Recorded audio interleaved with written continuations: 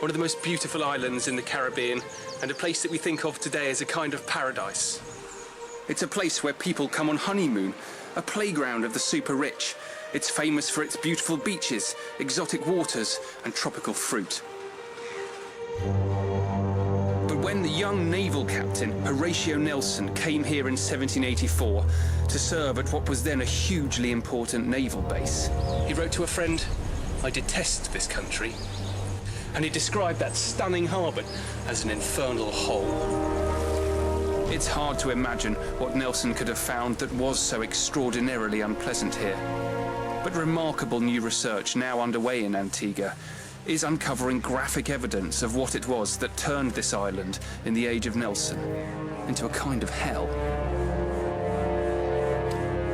As a historian studying and writing about the era of the great sailing ships, I've come here to find out for myself what a voyage to Antigua at the end of the 18th century would have meant for British sailors.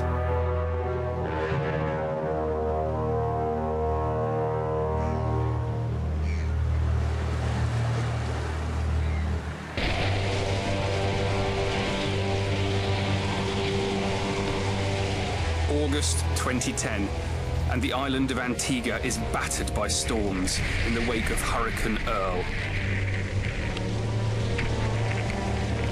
Massive rainfall sent torrents coursing down into the sea, splitting open channels and ravines in the hillsides and beaches. When the rain subsided after several days, locals who went out to survey the damage down here on the south of the island, in the bay known as English Harbour, were confronted with an unexpected sight.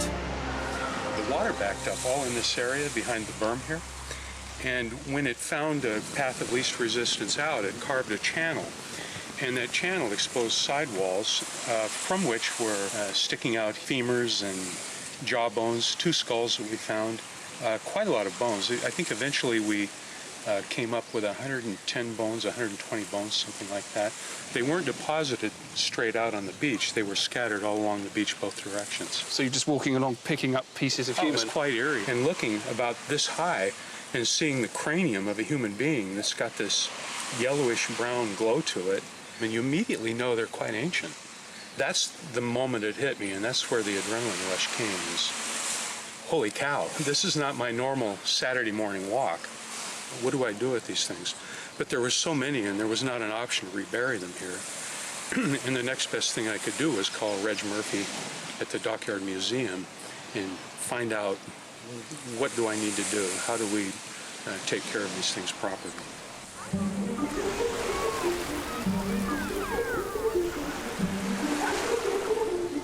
X marks the spot, and we're going to start right here.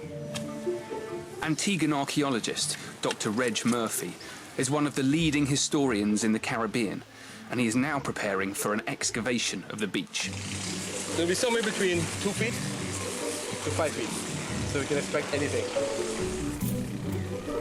The aim is to try and find out exactly who was buried here on the Antiguan coastline and why. It's part of a bigger project to reassess the colonial story of an island, which turns out to be one of the most richly endowed and least researched sites of British imperial history. So right along here you can see is a lighter sand, then dark compost material, then beneath that sandy again. So we know these are like the frequencies of hurricanes. The beach is never the same. The sand is always moving. So this is good news because it shows there's good stratigraphy, good deposition, which hopefully mean intact burials deep down. So it's perfect condition, what I hope to see. But now it's just hard work. See this top stuff up. What's going on? Antigua was one of a string of British possessions in the Caribbean, inconveniently interrupted by the occasional French island. Through much of the 18th century, the West Indies, highly valued for their lucrative commodities, were the scene of a sequence of colonial wars as the European powers of Spain, Holland, France and Britain jostled for ownership of the islands. But in the last decades of the century, Britain emerged as the dominant power in the region, thanks to the supremacy of her naval fleet. Throughout the 18th and 19th centuries, this natural harbour was a safe haven for naval ships sheltering during the hurricane season. And the main business of the dockyard happened just the other side of the headland over there. But many of the naval vessels, the powerful ships of the line, the fast frigates, the nimble cutters and sloops, they anchored here at Galleon Beach. Consequently, over the centuries, this stretch of sand was imprinted with the footsteps of many thousands of sailors coming and going. And for many, this was their first taste of the Caribbean, but for some, it was their last.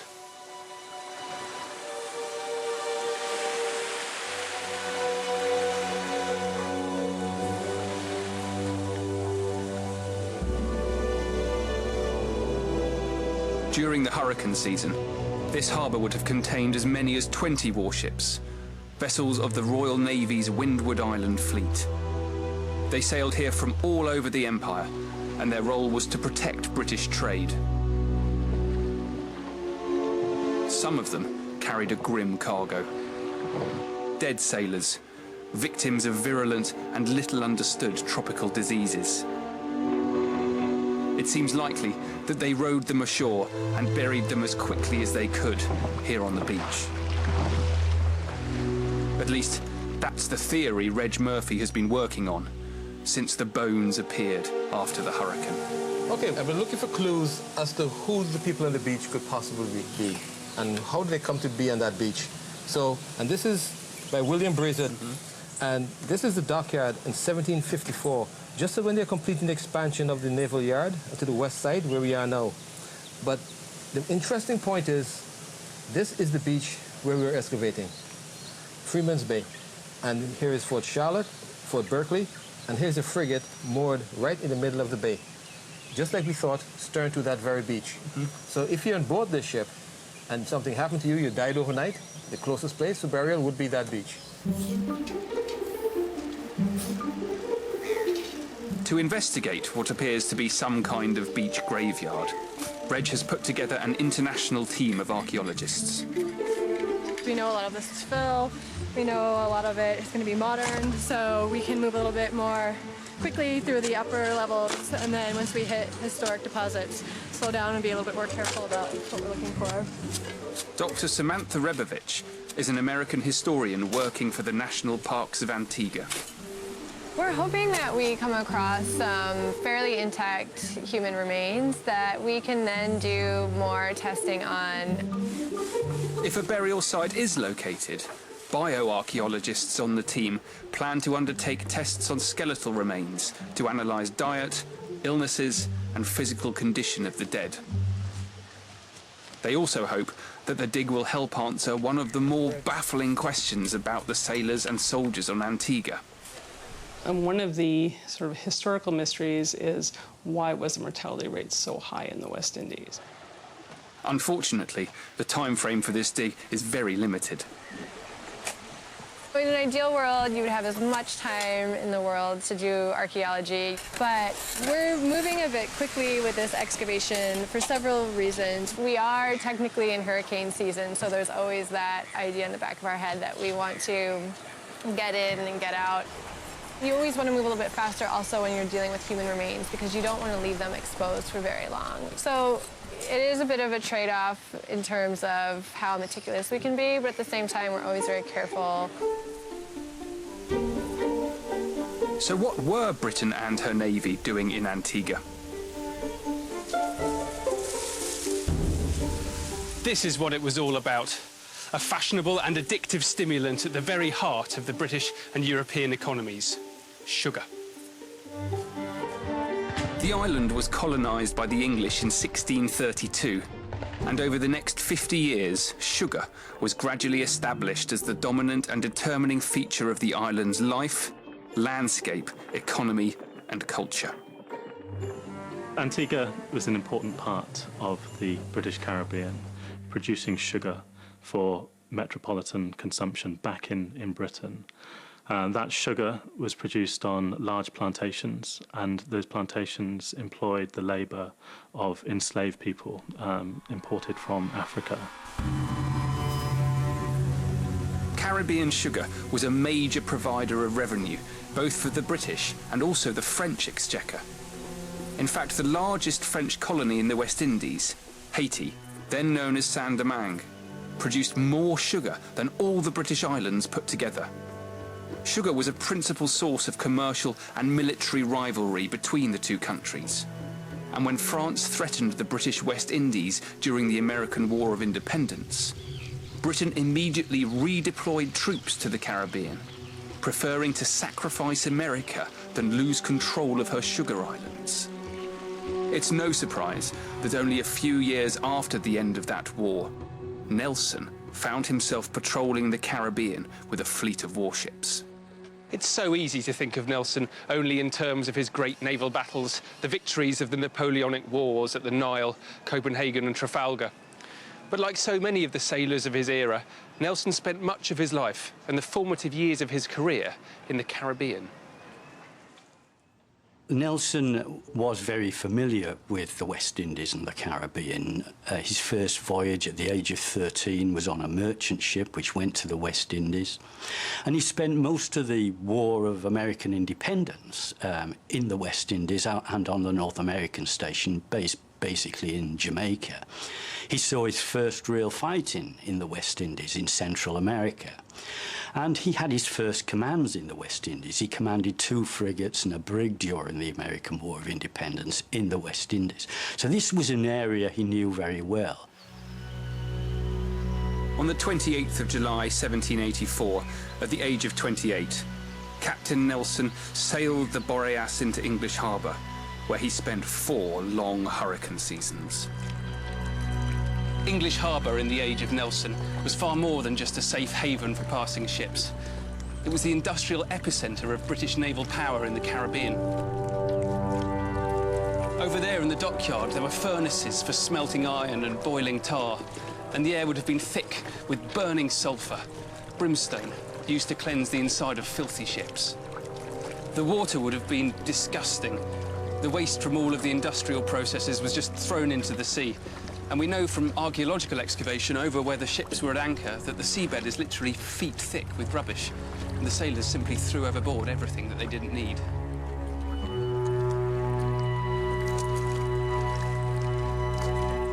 Think about the sewage. When a fleet was here, hundreds, sometimes thousands of people were living on ships at anchor, and their raw sewage went straight into the sea. There's barely any tide here. There are no ocean currents that can come and cleanse this place. So in the age of sail, this magnificent harbour was a cesspit.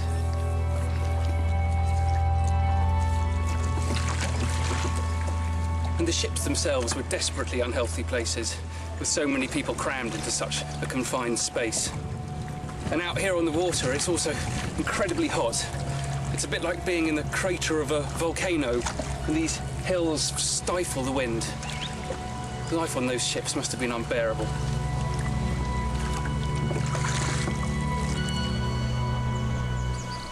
But then, frankly, you were lucky to be alive. Tropical fevers, mostly diseases borne by mosquitoes, flourished across the Caribbean, largely as a result of the destruction of the natural ecology by plantation farmers. Malaria was a problem. Yellow fever in particular caused havoc. Anybody serving in the British Army or in the British Navy who discovered that they were being posted to the Caribbean would certainly have been terrified by that prospect. They would have been terrified not really because of the sorts of military experiences that they might have in the Caribbean. They would have been terrified because of the reputation that the Caribbean had as a charnel house, a place where people died, a place where people died of disease.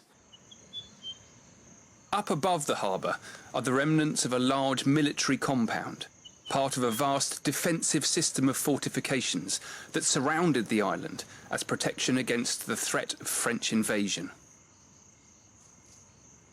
Towards the end of the first day of digging at the beach excavation site, Reg Murphy took me to visit the old military cemetery attached to the compound, to look at the grave of the young wife of an officer who died while her husband was serving on the island. The inscription captures something of the fear and the misery of serving in this tropical outpost. It says, "Sacred to the memory of Harriet, the beloved wife of Sergeant Major T.W. Hipkin of HM 54th Regiment, who fell a victim to the withering effects, now that's important, withering effects of this climate and dysentery on the 23rd June 1851. Now that's just before this regiment left. Age 33 years old, the last tribute of his sorrowing husband. So he's buried his wife here. He left her behind.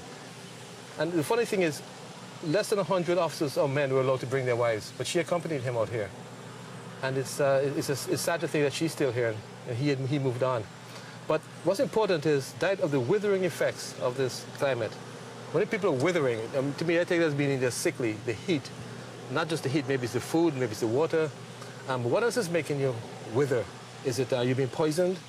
And then the dysentery. Well, dysentery, we know that's pretty efficient. So you get a sense of her losing weight, becoming weaker, becoming sicker, and they were certainly clear that it was the climate that was to blame.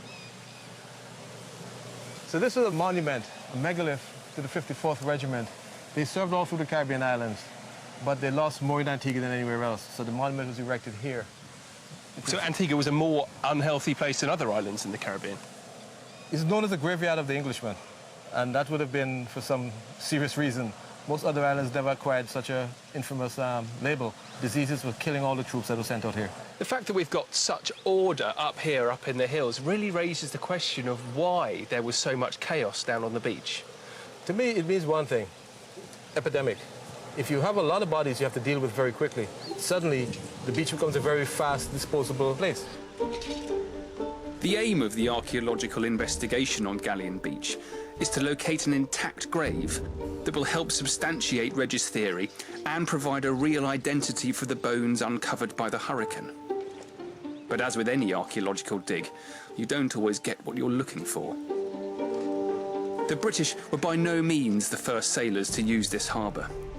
There's evidence of human occupation on Antigua from 5,000 years ago. And this sheltered bay would have been a landing point for Caribbean tribes known as Arawaks, who travelled and settled here long before the arrival of Columbus and European colonisation. 2 days into the dig, Reg has yet to uncover any sailor's bones, but he has hit upon an Arawak midden, or rubbish dump. So easy to collect. You just come in, you're tired, you're hungry, you grab the closest resource you can find, shellfish nearby. You got lunch, you got fire pits, and we have what we think is a post hole. They may have had a little building here.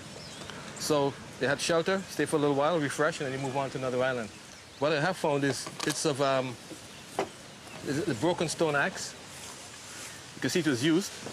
And this material is, this rock, type of rock comes from St. Martin.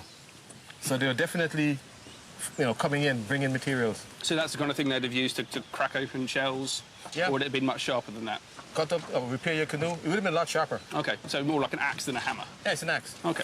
This is a scraper. Yeah. It's a beautiful tool, repointing along here. It's still razor sharp after all these years. So a scraper is something that might have been used for butchering? Yeah. Yeah, OK. Or for scraping a piece of meat, or again, for woodworking, because remember the canoes are really important to them. What we have here is the lip of a conch shell. As simple as this looks, you take this, and then it's the first phase, and you cut along here. It's the thinnest part. If you notice the middle is thicker, it gets really thin. You break along there, and you sharpen this end, and you have a beautiful axe. But the interesting thing about this site, though, is also in all of this we're finding a European thimble. I mean, I don't think they used thimbles back then, but it's a very old thimble. It's a classic sailor's tool. They had a sailor's palm to drive big needles through canvas, but also smaller ones to do the smaller, more delicate work. Repair their uniforms, sew up your buttons, and all sorts of things. So this is an amazing artifact.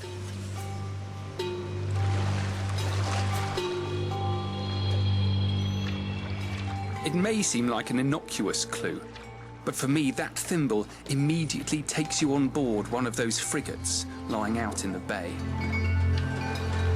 A tiny thimble might seem like a strange object to associate with a sailor on a massive warship. Yes, ships like these were built for war, the hulls 3 feet thick to protect the sailors from enemy shot, and bristling with cannon. But they were also the sailors' home. The ship's weather deck would have been a hive of activity, men cleaning the deck, exercising at gun drill, and queuing to go aloft to trim the sails. The very best of those men would have carried a thimble in their pocket. And what a home it must have been. Hundreds of men living together on a gun deck like this, with very little access to fresh air or light, in a space that is shared with livestock. And then you get sent to the Caribbean, where the heat from the tropics turns the fresh food rancid and the water green with slime.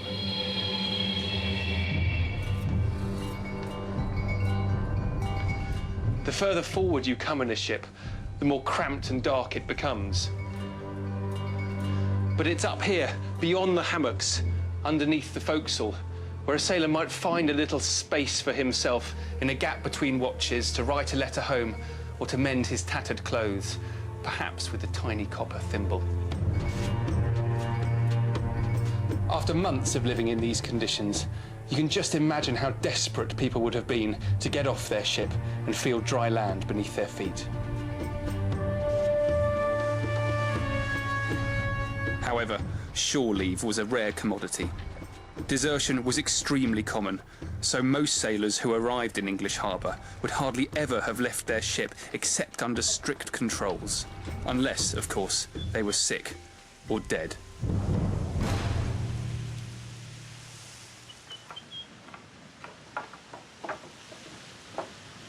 At the dig site, there's an air of disappointment.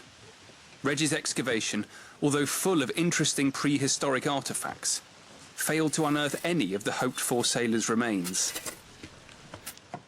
However, right at the end of the day, there have been some significant developments in the second trench. Fragments of a body are beginning to emerge. Professor Tamara Varney from Lakehead University, Ontario, is one of the senior archaeologists on the dig. How have you been getting on?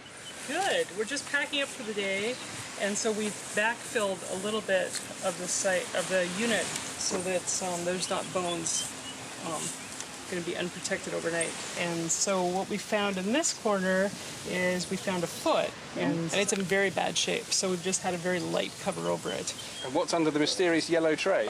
This is a very scientific hiding device, which hides this very poorly preserved skull. Wow. Here. And this is probably not related to that leg bone there. Because it's on a different layer, is that how you work that out? Yeah. And what we have removed from there, though, because we don't want them to go missing because they're so exciting, are some buttons that Paula found. These two buttons, the first one that we found was found in the screening of some of the sand we removed from the site. And the second one we found up against the shin bone. And they are very exciting. They're lovely buttons. The back is brass, and the front is has some mother of pearl inlay. So that suggests maybe quite a high-status burial? It could suggest that this individual that they were found with was of higher rank than some of the other sailors. And what's really exciting about these buttons is that they are a little more ornate than the buttons we've typically found at military sites in the past. And with this mother of pearl inlay, it's just a lot more elaborate than a plain homemade bone button or shell button, which were typically found on sort of undergarments or pants and shirts. And so that leads us to believe that there's somebody of probably higher rank than the other sailors that we've uncovered at this site and at a nearby Royal Navy Hospital cemetery. So who did these buttons belong to? They're not from a naval uniform. Perhaps they belonged to a gentleman passenger. Perhaps a planter off to visit his estate. What's remarkable is that so much of the landscape and buildings that their owner would have seen if he had made it on shore alive are still being used today, just as they would have been 250 years ago. One extraordinary relic from the 18th century that's still beautifully preserved is this enormous water collecting tank. There are no rivers or lakes on Antigua. All of the fresh water they use to drink, to cook, to clean had to come from the sky. Water pours down this slope into vast collection chambers underneath. And sailors would then roll their barrels up here and fill them up and take them back to the ships. But what's really remarkable is the graffiti that survives on the surrounding walls. It's a magnificent resource because handwriting is so personal. You get a real sense of the people who are here. Here we've got John Webb, who's chosen to carve his name deep using very straight lines and a very clear O there. Further up, we've got James Gates, who's used a much more cursive hand. The ship Roebuck here, another date, 1743 here. E.G. 1740. Down here, D. in 1748. It's almost like what you would do on the walls in a prison. These men are putting their marks here. They're saying that they've been here. They're saying that they've endured. They're saying that they've survived.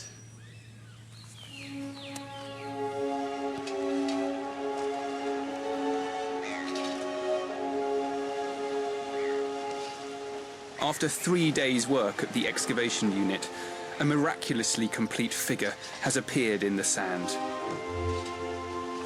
Matt Brown is a bioarchaeologist from City University, New York.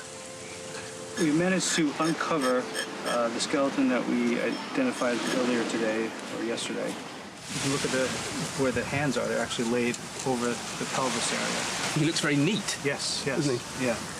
And from what I understand, sometimes they'd wrap them in their hammocks. So maybe that helped to keep the individual in line. Oh, that makes sense. You can almost see the shape of him being squashed together by his hammock, and his head's almost slightly raised, hunched forward. Can you give me a rough idea of what kind of period we're looking at? As far as dating the individual skeleton, you'd likely want to have some kind of artifacts, that kind of thing, that would go along with the skeleton to give you some idea of a date. But as of right now, we don't have any kind of evidence of any kind of artifacts here. So the mother-of-pearl buttons that we found at the end of the day yesterday, they're actually from a different layer. They're from a different layer and probably a different individual. So probably someone completely different. Yeah. So it kind of emphasises the complexity of this site. Yeah, definitely. So, Corey, what's going on up this end?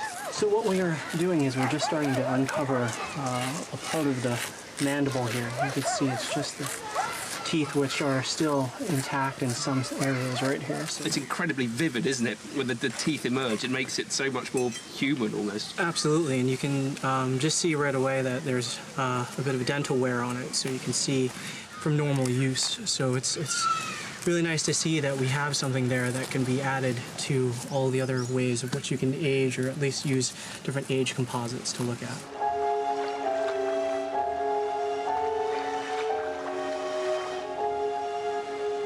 We've come to the end of 3 really hard days digging, and there still seems so much more that we need to do.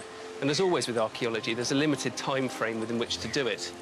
And we've pulled all of these skeletal remains from a trench no more than 2 meters squared, and it's only the second trench that we've dug. But there's more material coming up all the time, and we simply don't know what's going to come next. And such a wealth of material from such a confined space really makes you think about the complexity of the human story that played itself out here.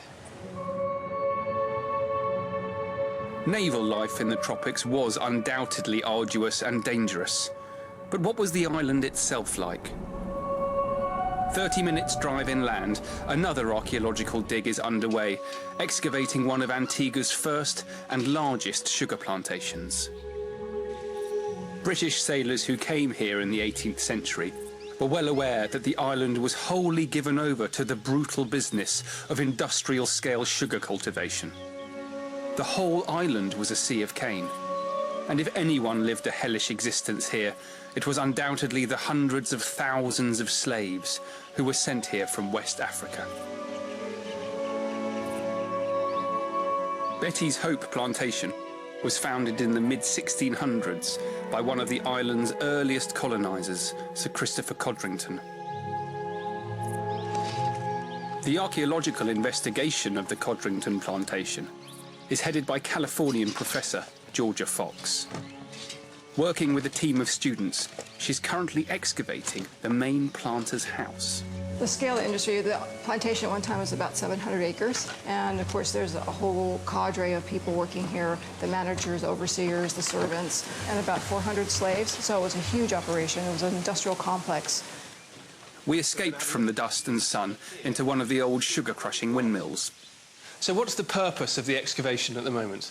Well, this is the first plantation house to be excavated on Antigua, so it's important for local island history. But there are so few plantations that have been fully excavated in the Caribbean region. There still needs a lot of work to be done to understand how plantations function. Historians write about plantations and plantation life, but the archaeology fleshes out those details through the excavation of the material culture, the buildings, the artifacts, and so they might tell us a slightly different story. We don't know. The artifacts don't lie. We have a whole complex of support buildings to the north of the Great House, which included a servant's quarters, a doctor's office, the overseer's office, and other buildings, which we're looking for now. And then we're also looking for the original slave housing, the pre-emancipation slave housing. And would that slave housing have been nearby, or was that in a slightly separate location? Yes, it would have been nearby because the planters always wanted to keep an eye on their slaves. But at the end of the day, we're also trying to look at not just the plantation as a system, but trying to understand, the lives of the people who lived and worked here, whether they were the owners or the slaves. And so we want to have a more holistic picture of plantation life.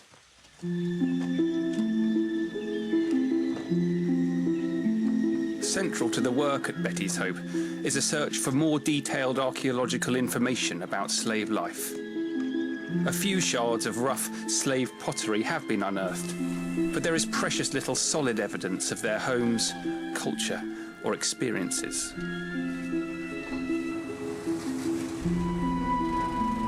On an island where the majority of the population are descended from slaves, a more detailed and forensic understanding of slavery on the plantations is essential in helping future generations of Antiguans develop a proper understanding of the darkest part of their national story.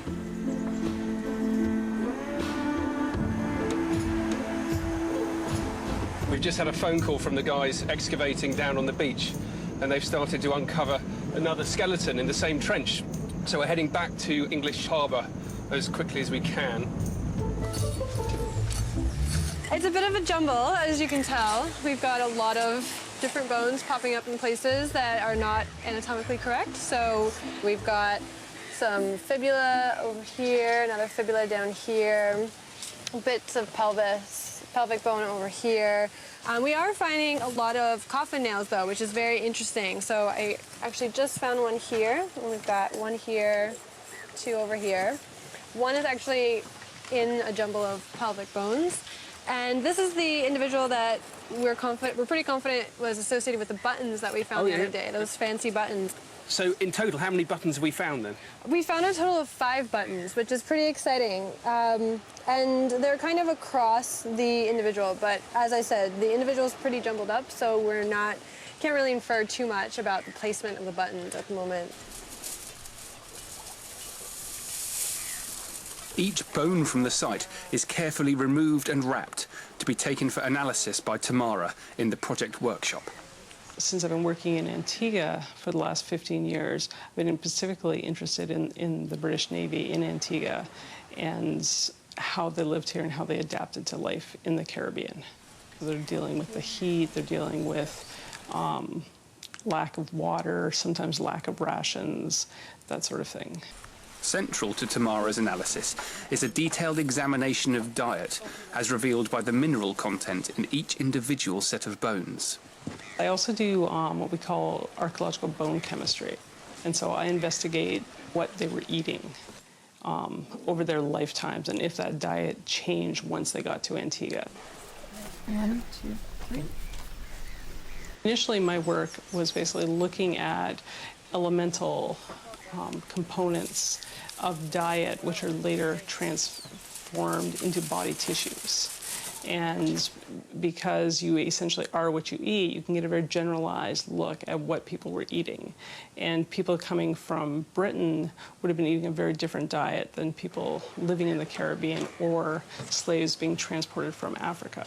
And in that way, I can separate the Europeans from the Africans. Working on bone samples taken during an earlier dig at the site of the cemetery of the Naval Hospital in English Harbour, Tamara was able to confirm that Europeans and Africans were buried alongside one another, contradicting some of the notions of racial segregation in the 18th century Caribbean.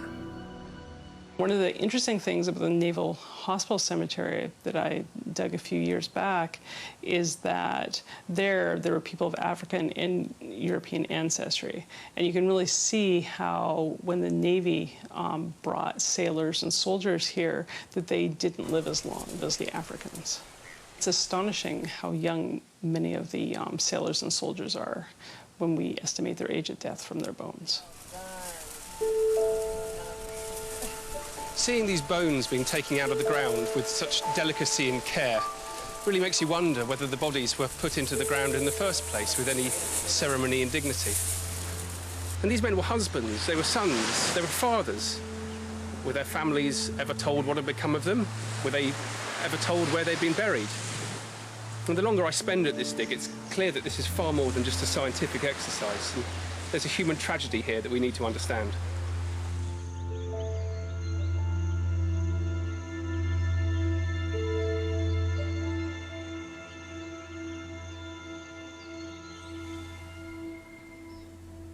The first skeleton from the dig has now been laid out in Tamara's workshop for preliminary analysis. So Tamara, what can you tell us about him? Well, I can tell you that he was in his late 30s when he died, and he's male, and he was about 4'11", 5 foot in stature. So what are you actually specifically looking at when you're gauging the age of a skeleton? We're looking to see how rugged it is and how much porosity is there and how dense the surfaces are. And on a much younger skeleton, what does it look like? Is it shiny or? It would be much more rugged and, more rugged. And a little more coarse. So this is very much the first stage in where you plan to go forward. So yes. What do you do next? What I'll do next is examine each one of the bones a little more carefully to see if there's any subtle traces that indicate something about health. Can you get indication of disease maybe being a cause of death? You know, it's very rare to be able to find an indicator of cause of death, because cause of death is usually from some sort of soft tissue cause. What we might be able to deduce is if he had a traumatic death or if it was a disease which left a lot of indication on bone, which I can already say is probably not. It was probably an acute cause of death. The main work on this skeleton will take place back in her lab in Canada, where Tamara is keen to pursue a new line of research looking at the phenomenon of lead poisoning amongst the Caribbean sailors. One of the historical questions has been what led to the high mortality rate of the Royal Navy and military in the West Indies. And one of the historical sort of hypotheses is a combination of alcoholism and lead poisoning, and with lead poisoning coming from the alcohol. The most important byproduct of sugar production is rum. And rum, after sugar, is the most important export of the sugar islands. Rum is an extremely important part of local life on the islands, and planters were renowned for their high living and their drunken antics and behaviour. Rum was also regularly doled out to the slaves. But the greatest consumers of rum on Antigua would have been the sailors and soldiers, for whom it was the anaesthetic of choice. This is a very old bottle would have likely held rum. We know that every sailor got his traditional pint a day served in 2 batches mixed with lime and water. So the grog was a very traditional naval drink, and they had to have it. In fact, we find an old poster advertising for 200,000 gallons of rum in Antigua to be purchased to supply the military forces in the Eastern Caribbean islands. Also, remember, they're surrounded by plantations. Cheap rum, new rum especially, the first distillation was really cheap. I think this rum was probably very poisonous.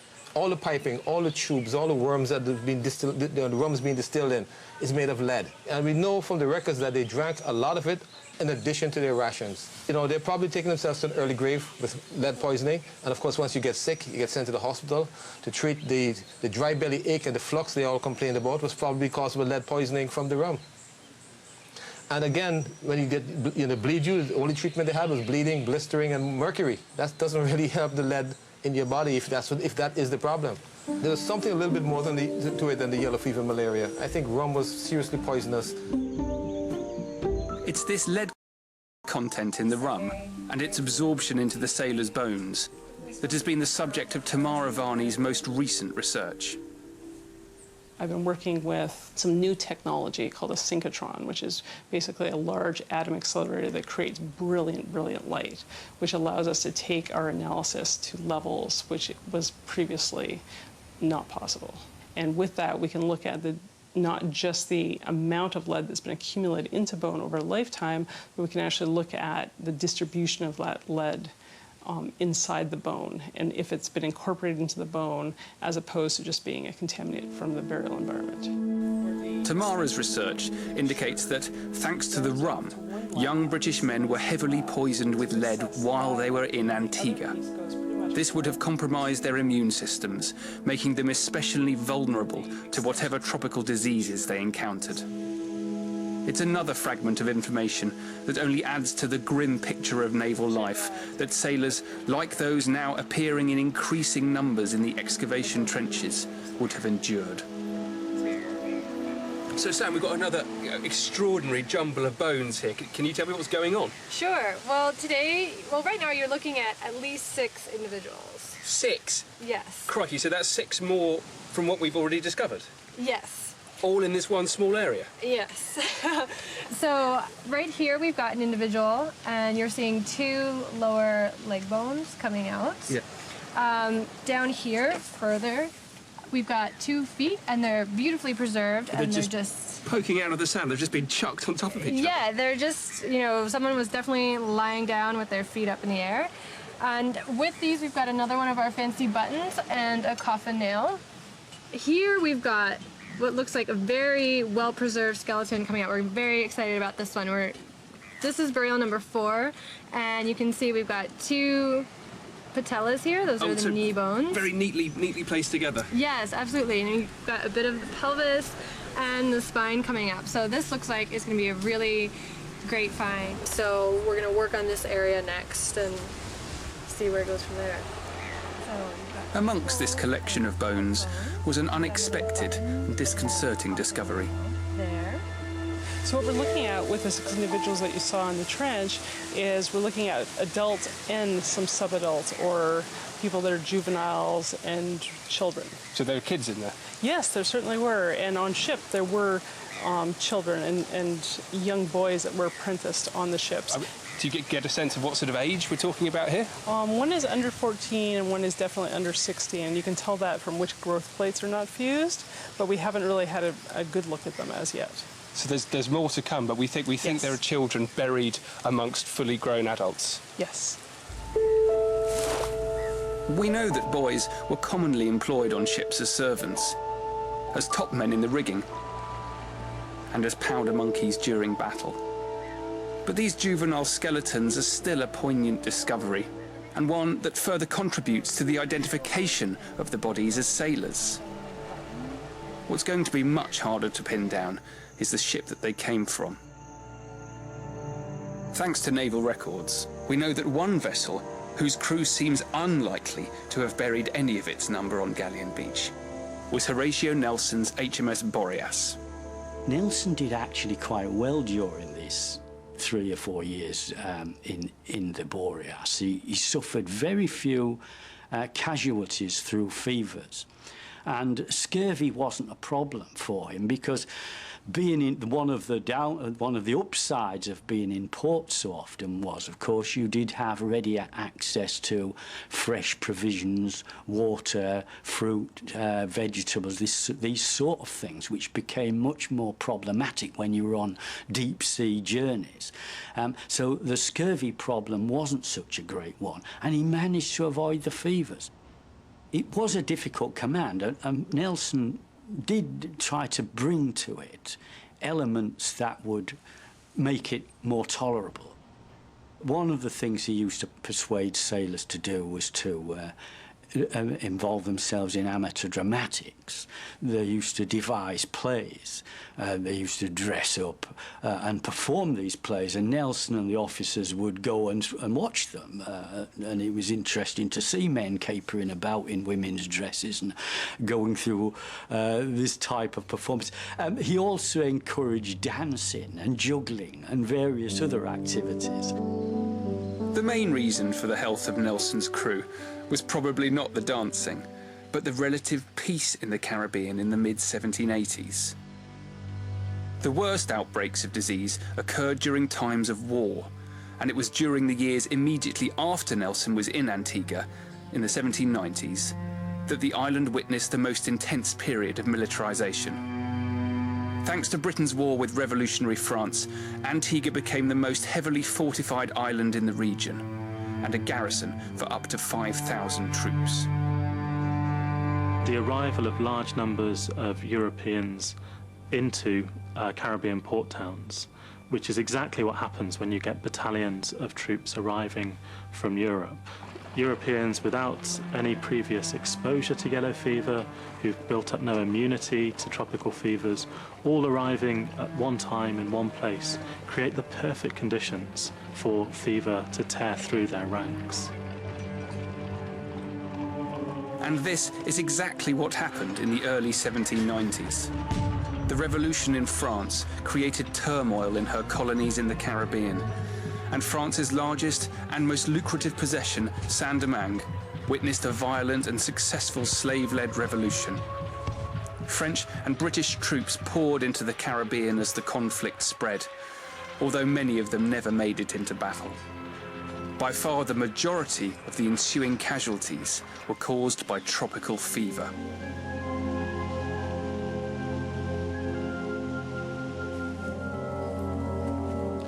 English Harbour was notorious for disease and became known as one of the most unhealthy spots in the Caribbean. But it's likely that many of the sailors buried on Galleon Beach were dead before they even arrived in Antigua.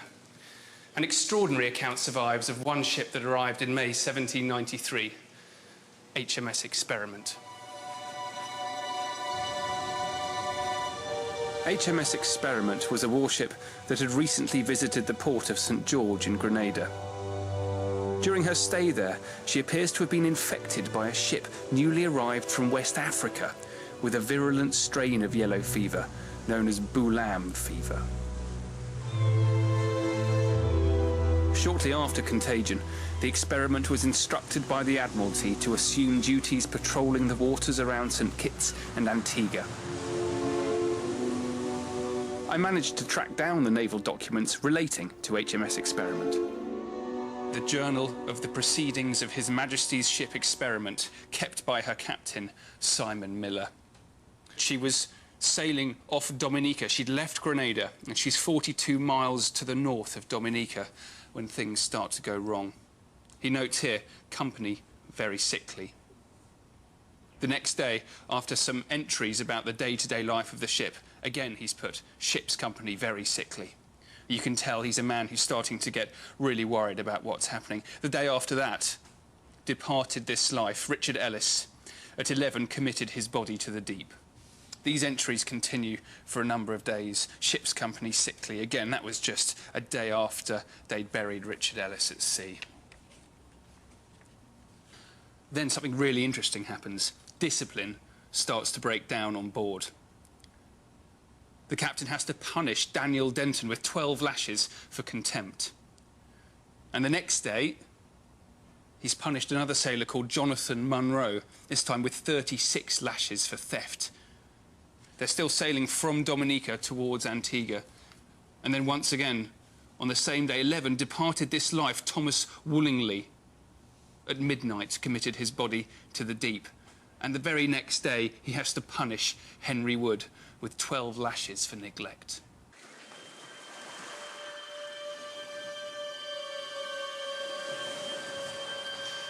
By the time the Experiment arrived at the mouth of English Harbour, she was like a ghost ship. The few surviving men on board her, incapable of bringing her in. One of the defensive strengths of this harbour is the narrowness of the inlet. but it made the whole process of actually getting in incredibly difficult for these massive and cumbersome sailing warships. To help them, they'd run lines ashore and wrap them around strong points like this. It's a cannon sunk into the stone. Now, this was far beyond anything that the crew of the Experiment could cope with, so they made a signal for assistance. And a crew from the frigate Sol Bay rowed out to help. It was an act of suicide. Every single member of that rescue party was infected and died. The muster books of the Experiment and the Sol Bay, the lists of men on board, paint a vivid picture of the rapid demise of the ship's crews. Richard Warren, discharged dead. Charles Norburn, discharged dead. Thomas Ralston, Robert Tozer, Francis Juno, William Sutherland, Jonathan Leach, George Cook, William Tiller, Sam Dyer, Robert Giles, all dead. Now here too we have the boatswain, who was Thomas Carrington. He's recorded as having 2 servants. So these would have been 2 boys learning the trade of the boatswain. Jonathan Burnett, discharged dead on the 21st of October. And another boatswain's servant, David Richards. He died on exactly the same day. It just makes you wonder if these are the boys that are buried on Galleon Beach. We'll never know exactly who the bones now being excavated belonged to, but over 200 sailors from the Experiment, the Sol Bay, and other infected ships died in the Boulam fever epidemic in English Harbour towards the end of 1793. And it's more than likely that the bodies of Francis Juno, Robert Tozer, Richard Warren, Jonathan Burnett, and all the others were hurriedly disposed of here on the sand dunes. The full extent of this beach burial site, however, is unclear, and for now it will have to remain a subject for speculation, as this dig is now beginning to wind up. Yesterday we found those 2 perfect feet just sticking out of the sand. Yeah. What happened to them? But we decided, based on the amount of time we have left for this dig, that it's better to leave this individual in situ or in place, because we actually found that this individual extended further, and we'd actually have to cut this all the way back to remove, or to expose it at least. So when we leave this trench, there's still going to be more archaeological material left? Yeah, there's still going to be individuals here. And it's better that way, that, you know, you don't want to take individuals out if you don't have, the space or the time to actually do the analysis. But do you think we've recovered sufficient material to be able to tell this story adequately well? I think depending on the analysis that are going to be run, as far as sailors, you have a large span or a large range of individuals on these boats coming in. If they are dying of disease, it's not just affecting older individuals, it's affecting all age groups. Time has run out for the archaeologists. They're leaving at least 2 unexcavated skeletons in the ground, and they are now pretty confident that there are many more, perhaps hundreds of bodies buried in this sand dune. For the benefit of future archaeologists returning to this fascinating site, the team are leaving a message behind, a simple clue that this small patch has already been dug.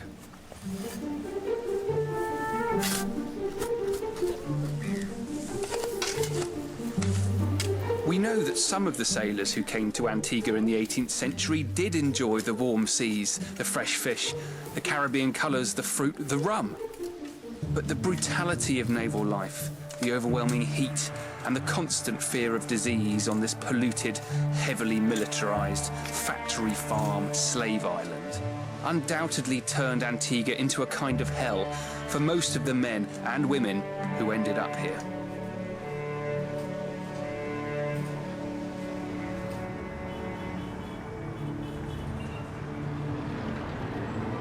But what about Nelson? He had no qualms about the business of the island. As a senior officer, his comforts and living conditions were far easier than they were for his crew. He didn't suffer from sickness until the end of his Caribbean posting. So what made him quite so miserable in English Harbour? The answer was boredom, frustration, and a girl called Mary Moutre. English Harbour was a tiny settlement, but the resident British Commodore, Sir John Moutray, had an attractive wife 30 years his junior.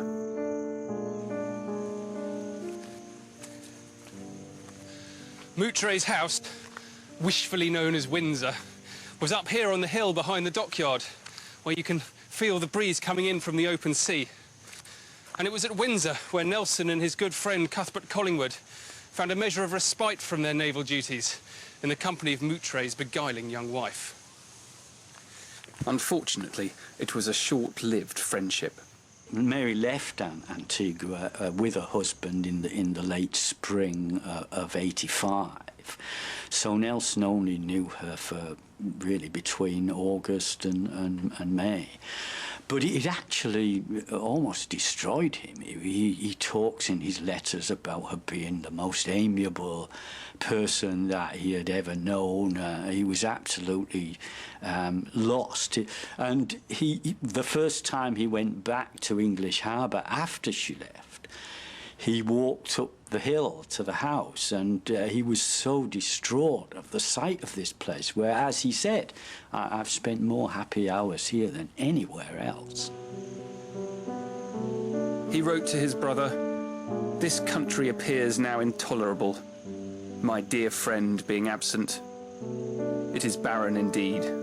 English Harbour I hate the sight of." Given Nelson's feelings about this place, it's ironic that the dockyard at English Harbour is now universally known as Nelson's Dockyard. But I think it's an important reminder of the historical significance of this site. So if you think about the bigger picture, I mean, how important is the work that you guys are doing for Antigua? Antigua was, for example, at one point in time on the frontier of the empire. This is where they had to come and protect the resources here. It was valuable because of the sugar. Once the sugar was gone and it had no value, they were forgotten. Emancipation, slaves were freed, and now we're a sort of small little marginal country in the Eastern Caribbean. For us, we're still groping, trying to learn about our past. What's written, let's say, history is his story, the tale told by the winner. What do we know about our history, really, from an Antiguan perspective? If we go back to the history books, who wrote our history? There are no Antiguan, no sort of official historians here. So we sort of pick up all these accounts from written all over the world. And archaeology to me is like a shake, we shake the whole historical tree and see what drops out of it. And in a lot of cases we find it's not exactly quite right. For example, looking at that building across the hill up here, that's apparently built for King William IV when he was here in 1787. Turns out it wasn't built until 1805. Thanks to the archaeology, we figured it out now. So archaeology tests these things, and we're now looking at it from our perspective as Antiguans and from what's actually physically there. The archaeological work of Reg and his colleagues is important not just for Antigua, but also for Britain. It's helping piece together the far from complete history of the relationship between our two Atlantic islands. In particular, the excavation of Galleon Beach brings into focus a dark and forgotten chapter of that story and provides a poignant moment of commemoration for the hundreds, probably thousands of young sailors of the British Navy who died in Antigua, not in battle, but in their hammocks, hastily disposed of at the time and forgotten ever since.